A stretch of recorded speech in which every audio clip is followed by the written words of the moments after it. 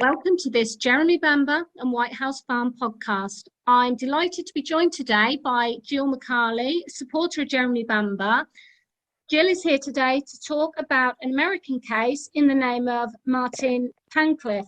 Now, my understanding is Martin was convicted of killing his adoptive parents, Seymour and Arlene Tankleff, in June 1990. He was sentenced to 2 consecutive terms of 25 years to life in prison, and he spent 17 long years incarcerated before he was finally exonerated and released from prison.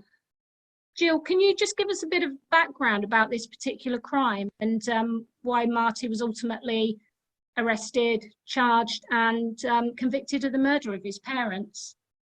Yes, of course. On the morning of September 7th, 1988, Marty got up, went downstairs and found his father with horrific stab wounds.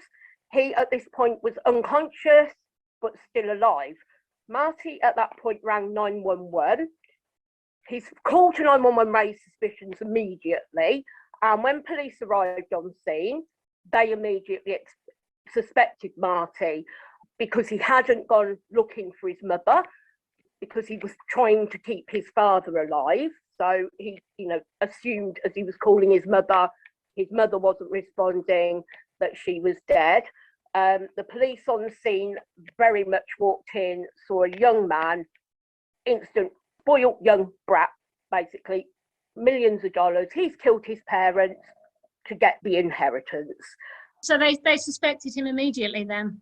Oh, yeah, straight away, despite Marty at the scene telling them of a much more viable and obvious suspect, who was the business partner, who owed the parents. He had a bagel shop with the father. He owed him $500,000, which was payable by noon that day. The father and the mother had entertained this gentleman the night before. He was the last person to see them alive. He had also made violent threats against them previously with regard to this amount of money. The bagel shop was failing, and basically Marty's father was a very good businessman, and he was the first person that should have been suspected, and he was never ever looked at as a suspect. They zoned in on Marty, didn't look anywhere else. Right. Okay, so then Marty's taken into custody. What happens then? He is kept and interrogated quite aggressively for 16 hours. Bearing in mind this is a 17-year-old man, child, who's just found his parents, mother brutally murdered, father almost dead. They questioned him 16 hours without any legal representation. He had no breaks. They gave him no food. They gave him nothing to drink. And he denied. All he kept saying, you need to go and speak to the business partner. If you watch the interrogation, it's incredibly, it's just coercive beyond belief. They're abusive. They're just, they were actually under investigation at the time for corruption, right? Especially with regard to coercive confessions at that point. So didn't they lie to him or something about his father? Yes, they weren't getting anywhere. Like I say, 16 hours of questioning, Marty didn't falter. They decided police can lie. They came in and faked a phone call that apparently had come from the hospital to say at this point his father was still unconscious. He never regained consciousness before he died. They told Marty that his father had regained consciousness and told them, Marty did it. My son did this. Wow. And yeah, at that point, Marty is like, my dad said that? My dad's alive, straight away. And he couldn't believe it. And his instant reaction is, I must have blacked out. I don't remember. I must have blacked out. but if that's what my dad is saying, it must be true. And then he starts like, do you think there's something wrong with me? And absolutely horrendous, you know, that they can lie like that. And that's the confession, basically. That is Marty's confession. Okay. In terms of evidence against Marty, I mean, obviously he's going to have been covered in his father's blood. He was trying to save his father's life at the time, so that's to be expected. Was there any other forensic evidence that linked Marty to the crime? Nothing. And as a note as well, he had none of his mother's blood on him. Oh, right. Okay. Yeah. None of his mother's blood on him, only his father's, which obviously was because he was trying to save his father's life. There was blood stain or a blood drop found, which was not Marty's, which... Oh, that's interesting. So there was obviously somebody else there, but that, again, was ignored because it didn't fit the police hypothesis of what they thought was going to happen. So what about the murder weapon? What was that? And was it left at the scene or was it taken away by the murderer? There were two murder weapons, one of which was believed to be either a heavy pipe or possibly a dumbbell.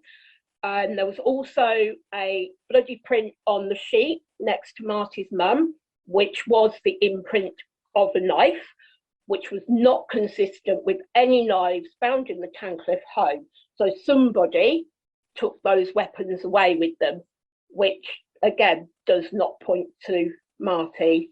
So they were never found. No, they've never been found. Okay. So what was the story from the police then, or why, you know, other than he was in the house, that's kind of all they had. What was their theory? What were they saying? Well, it was Marty because. So the only motive that they came up with, and they used this at trial, was that Marty was about to start college and he'd asked for a new car, and his parents bought him a second-hand car. And that apparently was motive enough for a previously loving boy who's never shown any kind of violent behaviour or anger. That was enough to have caused him to stab both his parents to death. The fact they bought him a second-hand car. And that was all the police could come up with.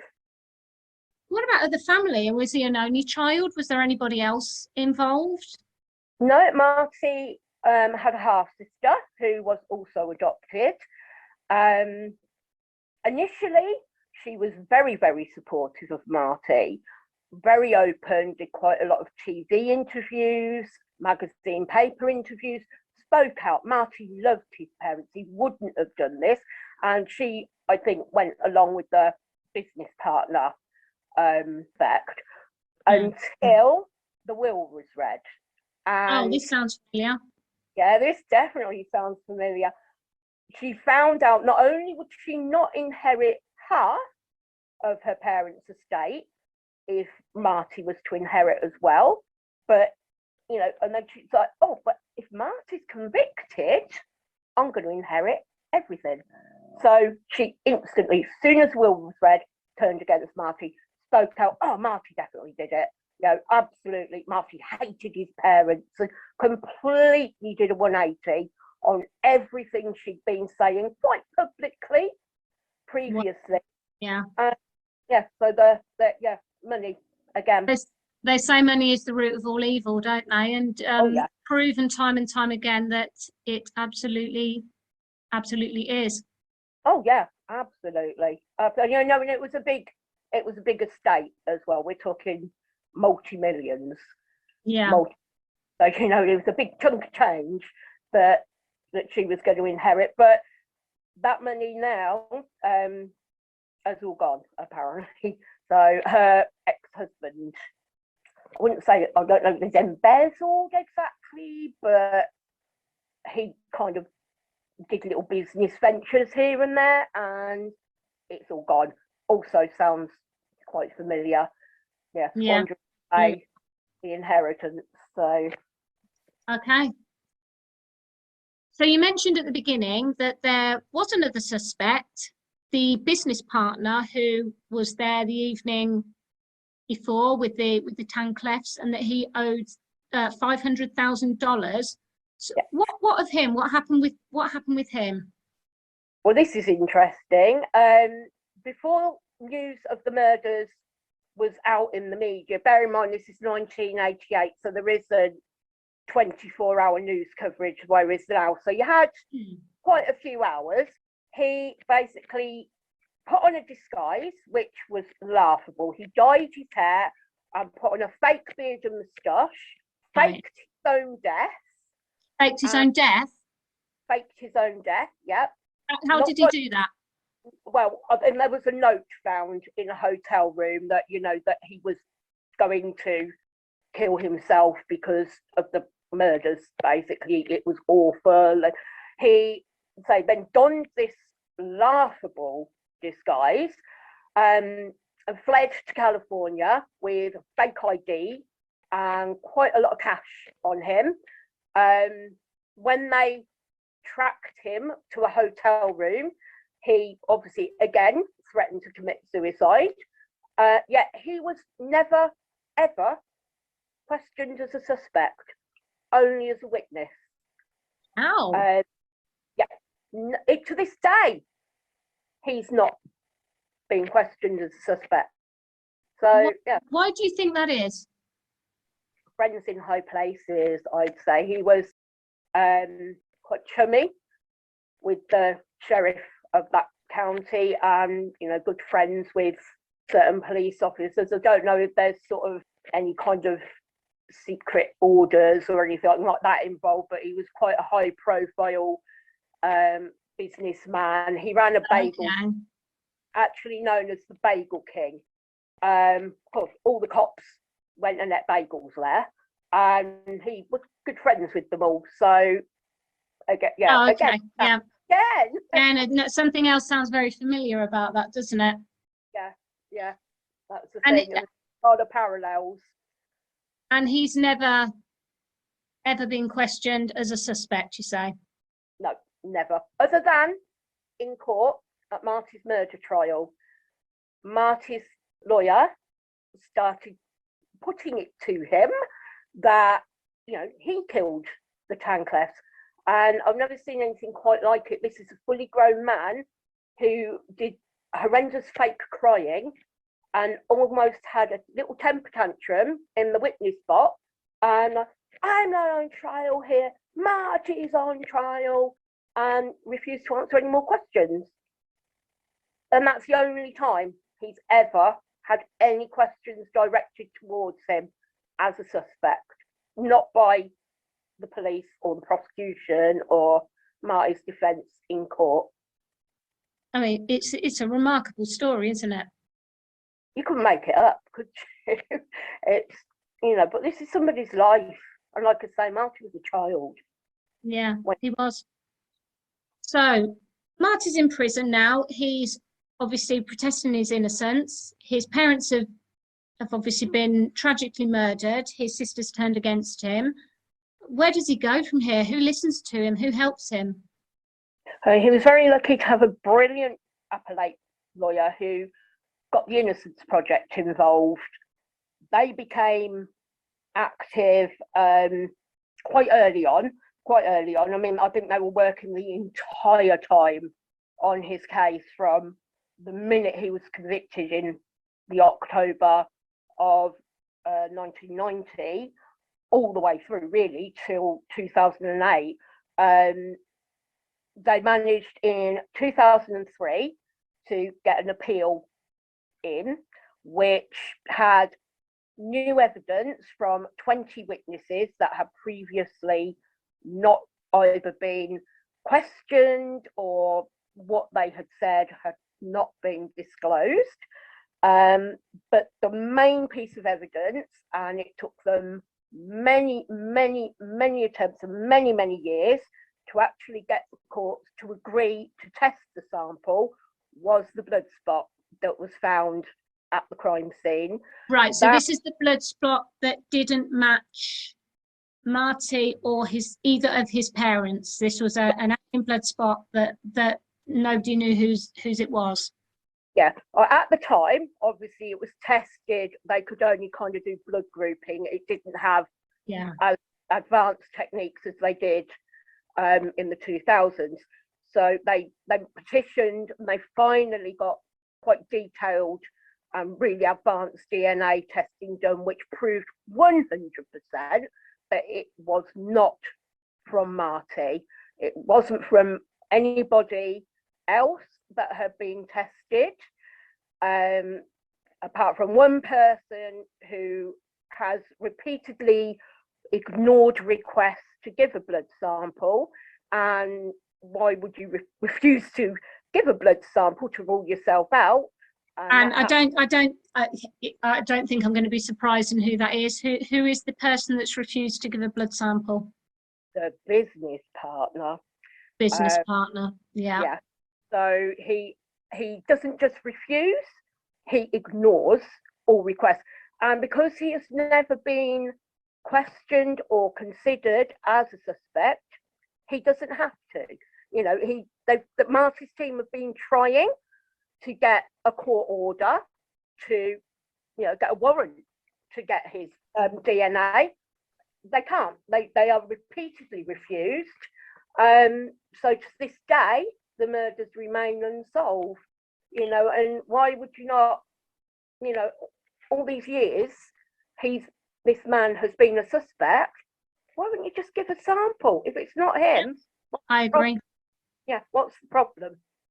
So, I absolutely agree. Absolutely agree. So ultimately, what exonerated Marty was the fact that the blood that was found didn't match him.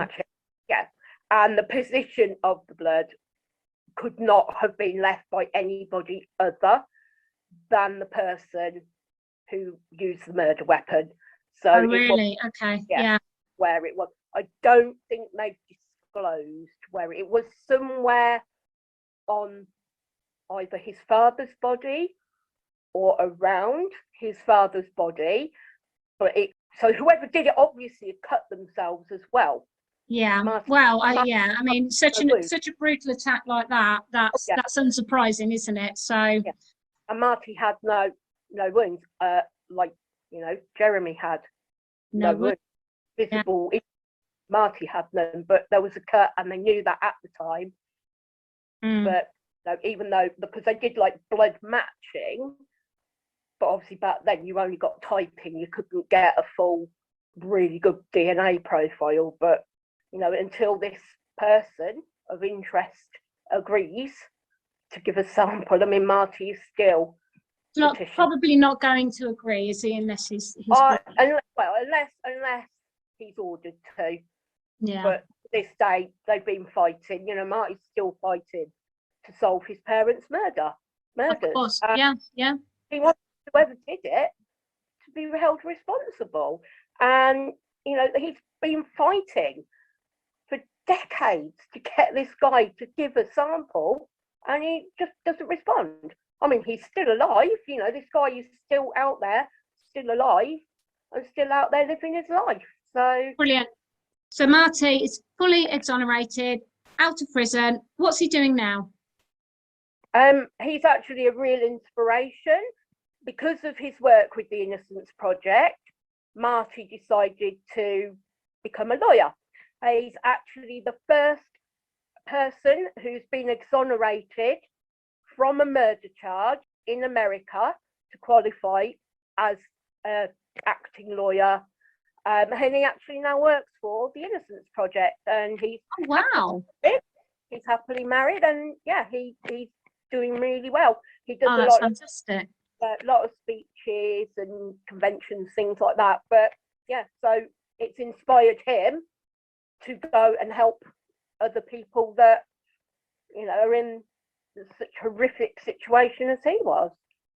That's just fantastic. And you know, talked about the Innocence Project before. They just do such an amazing job when you know, people have had backs turned to them time and time again. The Innocence Project are there helping them. So that is absolutely wonderful that he's gone on to do that. That's fabulous.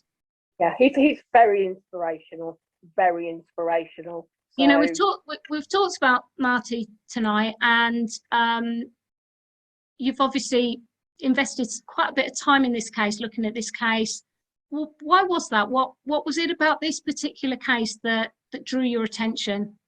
oh God, well, it was more or less 3 years to the day that the tragedies at White House Farm happened.